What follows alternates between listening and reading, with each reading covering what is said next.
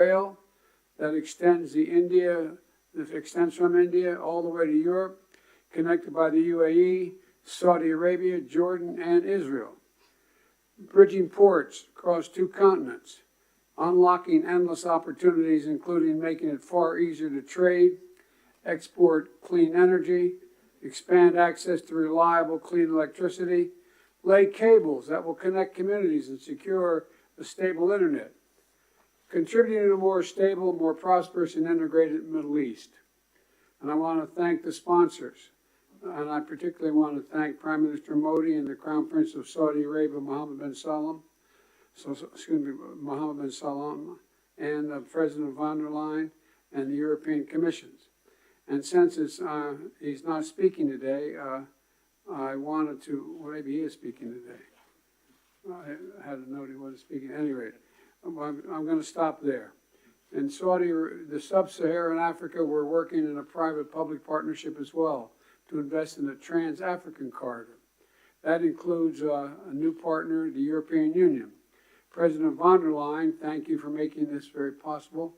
Together, as part of this corridor, we're going to invest in a new rail line that will extend from the western port in Angola to the DRC, to Zambia, and ultimately the Indian Ocean. It's a project that's about far from just laying tracks. It's about creating jobs, increasing trade, strengthening supply chains, boosting connectivity, laying foundations that will strengthen commerce and food security for people across multiple countries. This is a game-changing regional investment, and both of these are huge, huge steps forward. But they're far from the only ones. We're continuing to make big investments in infrastructure around the world. That includes a solar energy site and solar manufacturing facility and electricity project right here in India. We're continuing to develop economic corridors across Africa, Asia, and the Americas. And together with our partners, we're working to mobilize the trillions of investment needed to close infrastructure gaps around the world, including the formation of a new investor forum that the United States will host in a couple weeks. Let me close with this. The world stands at an inflection point in history, a point where decisions we make today are going to affect the course of our future, all of our futures for decades to come. A point where our investments are more critical than ever. So together, let's continue to work as one to seize this moment in history and maximize our collective investments. To find new partners, to unlock new capital, because when we invest in low and middle income countries, all countries benefit. When we invest in emerging economies, all economies benefit. And when we invest in the future of people anywhere, people everywhere benefit. So I want to thank you again for being here. I look forward to working with all of you, and I'm going to turn it back to the Prime Minister.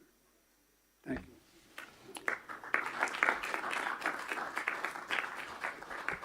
Thank you, Excellency. We now invite the Crown Prince and the Prime Minister of the Kingdom of Saudi Arabia for his remarks. Excellencies, Highnesses, distinguished audience, peace be upon you.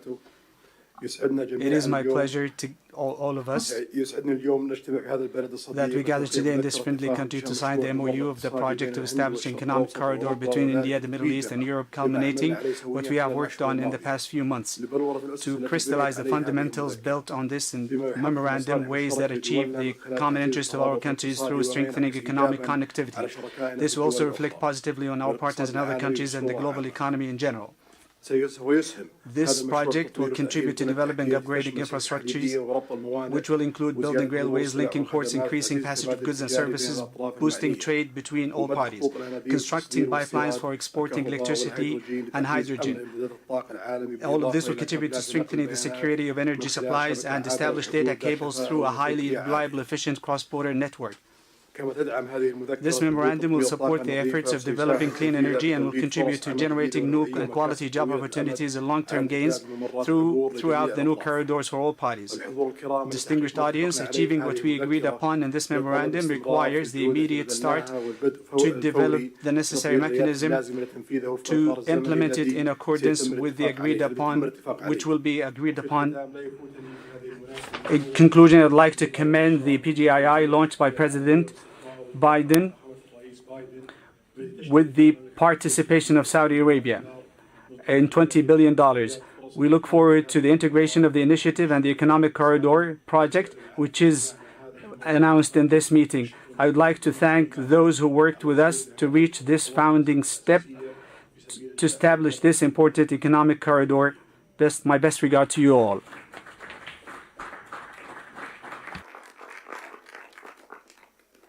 Thank you, Your Highness. May I now invite the President of the European Commission for her remarks, please.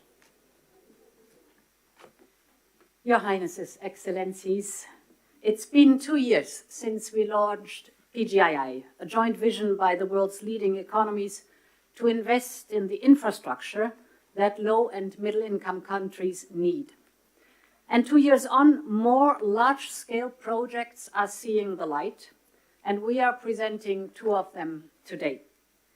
First, the India-Middle East-Europe Economic Corridor. This is nothing but historic. It will be the most direct connection to date between India, the Arabian Gulf, and Europe, with a rail link that will make trade between India and Europe 40% faster, with an electricity cable and a clean hydrogen pipeline to foster clean energy trade between Asia, the Middle East, and Europe, with a high-speed data cable to link some of the most innovative digital ecosystems in the world and create business opportunities all along the way. These are state-of-the-art connections for the world of tomorrow, faster, shorter, cleaner. This corridor is much more than just a railway or a cable. It is a green and digital bridge across continents and civilizations.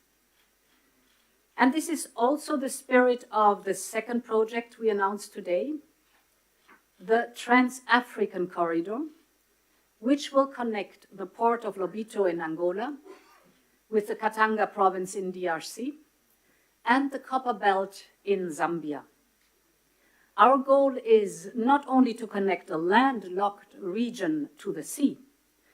Our partnership will also invest in local value chains, in clean energy, and in skills for the local workforce. This is the spirit of PGII. It is a whole new approach to large infrastructure investment. It is about shared prosperity. It is about real benefits for all partners.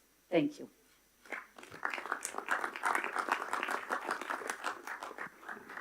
Thank you, Excellency. May I now invite the President of France for his remarks, please. Thank you so much. Everything was said, so I just want to thank Prime Minister Modi for organizing this meeting and President Biden for sharing this meeting with him.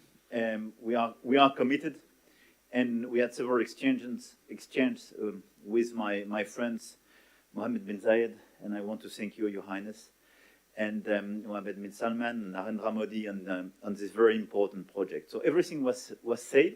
So now, with the European Commission, here as European governments, we commit to invest alongside with you on this road, and this is a very important project from Asia through Middle East to Europe to offer big opportunities and connect people. But our intention is as well to make it real, and to be sure that after this commitment we have concrete results, and especially to have the first global green trade road, meaning having net zero transport infrastructure, so to be sure that we have the best technologies. We have hydrogen being part of this project, and we channel all the possible common developments. I think as well our intention is to have a fair process, offering a lot of opportunities to manufacture in the different countries and to cooperate very actively on building these roads, building the innovations going with it, and innovating together. I don't want to be longer. Thank you very much for this. This ceremony is very important. We commit together. Thank you, Excellency. May I now invite the Chancellor of Germany for his remarks, please. Thank you, and especially thank you, Narendra and Joe, for convening this event here. I think it is very important to remember that we launched the Partnership for Global Infrastructure and Investment last year. And since then, PGII contributes to closing the global investment gap for quality infrastructure. As Emmanuel Macron already said, most about this initiative and all the activities we speak about today is already set, so I will not repeat it, just mentioning two questions. The first is we have to be active that these things can happen, and this is for me that we then have to also work on the infrastructure, the institutions that can work on financing, and for this I think it is also important to make the work of the World Bank successful. Germany will contribute an additional 305 million euro of hybrid capital to the World Bank, and this is one of the aspects which is a side of the activity here. We also try to work with Africa, and the compact with Africa will convene in Berlin in November, also as a sign of creating infrastructure, developing economy, all the things we are together here.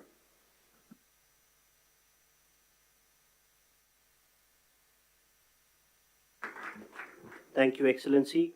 May I now invite the Prime Minister of Japan for his remarks, please.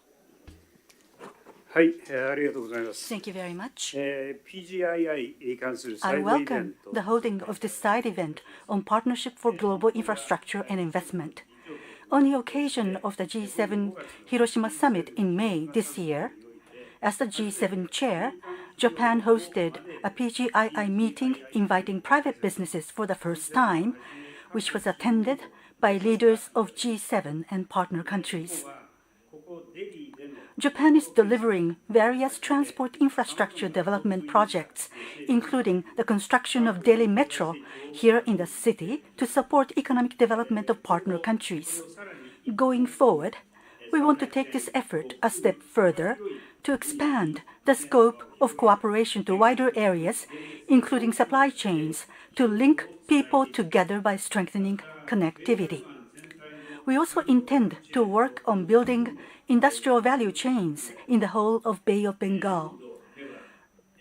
The Road Network Connectivity Improvement Plan and other northeastern regional development initiatives in India will be organically linked with the Bay of Bengal Industrial Growth Belt Initiative, or a Big B, that we are working on with Bangladesh.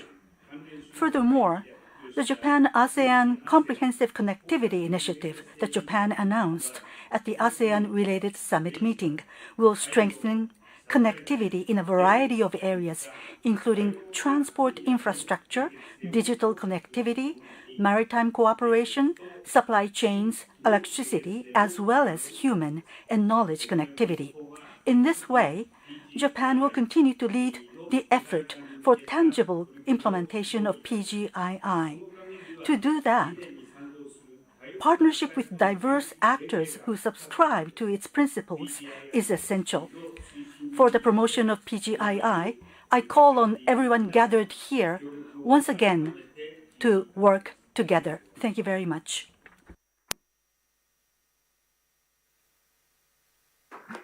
Thank you, Excellency. May I now invite the Prime Minister of Italy for her remarks.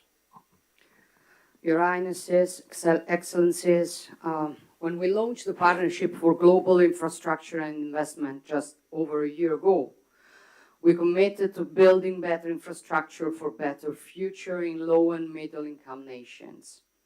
We committed to cooperate with these nations with an equal, non-predatory approach to create new opportunities and prosperity. Today's launch of the new economic corridor between India and the Middle East and Europe goes precisely in this direction and is a milestone in strengthening global interconnections. And that is why I want to thank Prime Minister Modi, President Biden, and all the others, Ursula von der Leyen and all the others who made it possible, for it's a very important thing. And this will scale up our economy's growth, opening enormous potential for mutual benefits in the business sector. Obviously, Italy is ready to play a decisive role in this process, also through the unique expertise of Italian companies in the maritime and railway sector. And we want to contribute in building bridges between the Mediterranean and the Indo-Pacific, also in the fields of energy and digital connectivity via Africa and the Arabian Gulf. In the energy sector, we can work in different fields, including the production and transport of green hydrogen from the Middle East to the Mediterranean. We also support the European Commission on the Helmet project, a high-voltage submarine electricity interconnection that will link Italy to Tunisia.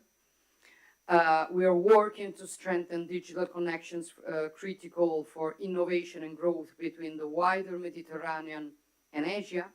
Lurama, Raman, named after India's Nobel laureate in physics, Raman, will connect Europe with India and involves major companies such as Google and Team Sparkle.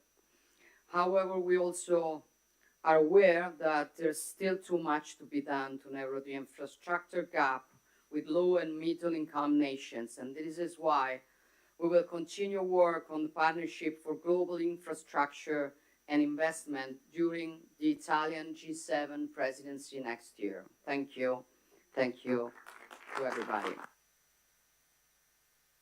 Thank you, Excellency. Thank you, Your Highnesses and Your Excellencies, for launching the landmark India, Middle East, Europe Economic Corridor. I would request all media and officials to remain seated and standing in their places while the leaders depart. Excuse me for interrupting, but as we say in my body used to work, a point of personal privilege. I did not mention the Sheikh Mohammed of the UAE, but because I knew he wasn't speaking. But I do want to say thank you, thank you, thank you. I don't think we'd be here without you. Thank you.